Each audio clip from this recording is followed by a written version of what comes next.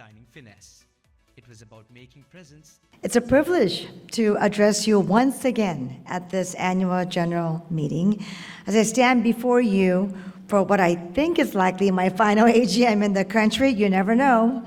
I want to express my gratitude for the partnership that we have built over the past 3.5 years.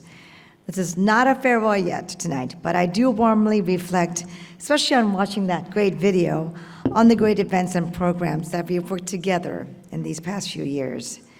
And together, we have strengthened the bonds between the United States and Sri Lanka, not just as nations, but as business communities committed to shared prosperity. So let me begin by first congratulating what's to be the newly elected AmCham board. Your leadership is vital to advancing the mission of this organization. I'm confident that under your guidance and the continued leadership from the past AmCham board, it will continue to thrive as a force for economic collaboration between our two countries. What we build together today is really a foundation for tomorrow's shared security. And a big thank you to Sharendra Lawrence for your vision and leadership as president throughout this past year. Now, over the past few years, I have been proud to advance the U.S.-Sri Lankan commercial relationship. American companies have brought innovation and investment to Sri Lanka and have contributed tens of thousands of jobs and significant tax revenue. Last February, for example, I was proud to cut the ribbon at RM Park's first Shell-branded fuel shed.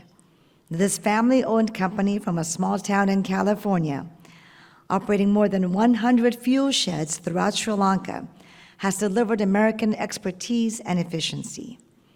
And American companies are eager to help Sri Lanka meet its growing energy needs with secure and reliable supplies of crude oil, liquid natural gas, and other energy products. And I really hope this is only just the beginning.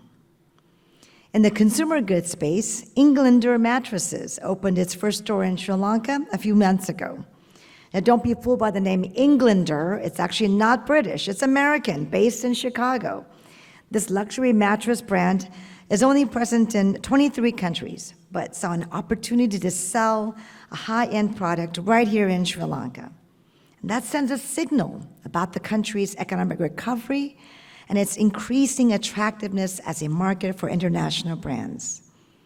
We also welcome the visit of soybean farmers from across America's heartland to continue increasing the soybean feed exports to Sri Lanka, ensuring higher productivity and efficiency here. And just a few days ago, I joined Visa at their launch of Visa Accept, the first of its kind in the world to bring American innovation and digital payments to small and medium enterprises all across Sri Lanka. So as we celebrate these achievements, we must also acknowledge the challenges that remain. Sri Lanka is at a critical juncture in its economic journey, and there are areas where further progress is essential to unlock the full potential of our partnership. One of the most pressing issues is the need to reduce non-tariff barriers, and that's what hinders more trade and investment. Bureaucratic obstacles, confusing regulations, inconsistent standards, these all still create hurdles for businesses seeking to operate here in Sri Lanka. So these barriers are not only discouraging foreign investment, but also limit the growth of local firms, something I'm sure you have all experienced. The Trump administration has made enhancing American prosperity a top priority. Promoting U.S. exports abroad is, of course, central to that goal. But to achieve this, we must work together in Sri Lanka to create a conducive environment by lowering non-tariff barriers, streamlining processes, and ensuring transparency. And all these actions are not just in the interests of U.S. companies, they're actually in the interests of Sri Lankan businesses, Sri Lanka's long-term economic resilience. And when our partners are secure, America is more secure. AmCham members have a unique role to play in this effort. You are the bridge between the United States and Sri Lanka, between our two business communities, as well as between business and government. And your collective voice carries weight more than you know. And it is important that the Sri Lankan government hears your voice, your consistent messages from all of you and from us as well.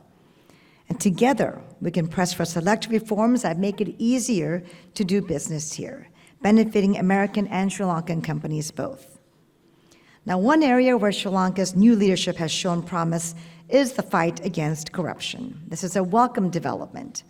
As we all know, corruption undermines economic growth, erodes public trust, and creates an uneven playing field for businesses, has the potential to create a favorable environment for American businesses. As U.S. companies operate under very strict rules to ensure transparency for shareholders and customers alike. And they have succeeded by offering superior quality and customer service, not through backroom deals. President Dissanayake can look at our companies and to see that we set an important tone in Sri Lanka with honest, accountable business practices. Now, it would be remiss if I didn't mention the ongoing trade negotiations between the United States and Sri Lanka that many of you are following very closely. We recently had a USTR delegation come here. The headline tariff numbers have gotten all the attention, but that's really only part of the story. These discussions are aimed at achieving a fair trade relationship, ensuring that both nations benefit from increased economic engagement. And soon our two countries will release a statement that outlines a series of joint commitments. Achieving these commitments will require our collective efforts of implementation, and I encourage you all to use them as an opportunity to improve the trade relationship. The trade discussions have highlighted our government's efforts to support U.S. business. But just look at the Me 6 undersea cable set to come online in Sri Lanka, hopefully in the next couple of years. That tender was almost awarded to a competitor with a typical low-cost, low-quality, low-security bid. And it was through our tireless advocacy, the United States, that the consortium, which included Sri Lanka Telecom, selected Subcom, an American company, instead. In other words, we had Subcom's back. And AmCham members, we will have your back as well. We are here to support you, to amplify your voice, to work alongside you in pursuit of your goals. At the same time, we can't do this alone. Advocacy is a joint venture. And put yourselves in a position to succeed. Continue to offer superior innovation and quality. Offer clear messaging about what you can offer above your competitors, and work to tear down those unnecessary barriers to raise businesses that protect special interests. Finally, in this time of constrained resources, we must pool our resources on critical initiatives for the next generation of Sri Lankans. I'm going to commend AmCham for its commitment to mentorship and upskilling young Sri Lankans entering the job market. I was proud to launch this year's AmCham Boot Camp initiative at my residence and hear the inspiring stories from the young people who went through the program at the closing ceremony at the embassy. And just a few days ago, I got to meet some of the great interns in AmCham, the young voices that have so much aspiration and optimism. Now, the boot camp program is unlike any other in Sri Lanka, not only providing hands-on experience and training in soft skills and U.S. business culture, but also connections that will help these young leaders throughout their entire lives. So as you think about and plan your next CSR efforts in the coming year, I urge you to think more about the ways you can partner with us, whether that's by supporting programming at our 5 American spaces across the country. Work with us to develop and fund business-focused English language courses, or investing in the future by contributing to Fulbright scholarships and other educational and professional exchange opportunities. You have the opportunity to give promising young Sri Lankans the chance to learn from the excellence of American institutions and apply that knowledge here. Think about how your companies and employees can foster both education and soft skills development. So please continue to grow your impact, because an English-speaking workforce familiar with and receptive to American businesses and business culture and best practices also will promote transparency and free trade. In closing, I want to echo my gratitude to AmCham, to each of you here for your partnership with the U.S. Embassy throughout the year. We will, of course, continue defending America's interests and working towards mutual prosperity for our two nations. My door is always open, as the door of our Deputy Chief of Mission and our entire economic team who is here today. So don't be afraid to keep knocking. We thank you and wish you all the best and continued success. Thank you so much. AsianMirror.lk